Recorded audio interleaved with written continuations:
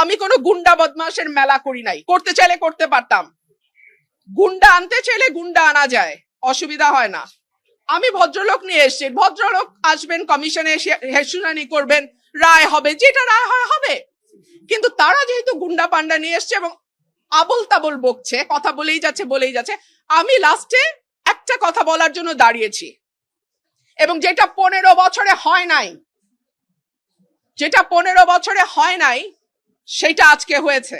Almost আমার গায়ে ধাক্কা দিয়ে আমাকে ফেলে দেওয়ার চেষ্টা হয়েছে। যেই বিএনপির নেতা কর্মীদের জন্য গত 15 বছর লড়াই করলাম, তারা আমাকে এখন ধাক্কা দেয়। তো ঠিক আছে, ধাক্কার বদলে তো ধাক্কা আসবেই, তাই না? সেটাই হয়েছে।